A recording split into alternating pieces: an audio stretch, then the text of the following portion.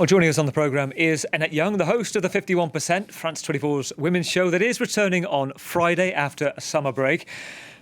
Annette, just give us a sense of context here, because huge numbers in terms of femicide here in France, but it's actually neighbouring Spain, which has become sort of the leader, as it were, in terms of how you deal with this. Indeed, and it all goes back, Gavin, to the Zapatero socialist government back in 2004, that's nearly 20 years ago now, where they were ahead of the bell curve, if you like, and introduced these extraordinary laws about dealing with gender violence, to the point that France is now looking towards Spain as a role model. For instance, they set up a separate court dealing with gender violence cases, and this is really important because what it does is immediately change the dynamic as such by emphasising the victim's rights. For instance, the victim and the perpetrator were never together or never together in the same room. It also helps to fast track various cases, because the problem here in France is a lot of these gender violence court cases take a long time to be processed because they're caught up within the bulk of the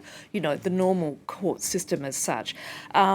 But also, like France, sadly, Spain has seen a notable spike in femicides this year. But as a result, its current socialist-led government is studying proposals that would permit authorities to inform women who are victims of domestic violence of their partner's previous convictions. In other words, alerting women to the fact that, the person they're involved with has either been in court or faced penalties as such.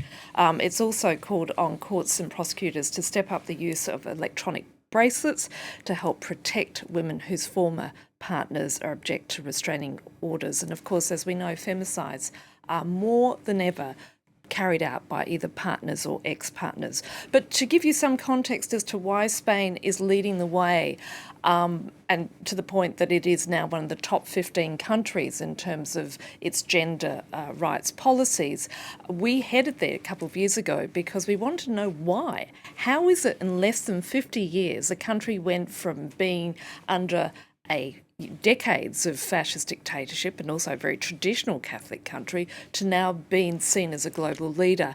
And a lot of it has to do, when we spoke to women there, was that the feminist movement saw this as an opportunity during the 1970s to move very quickly and to get governments and local authorities to address feminism as part of policy making.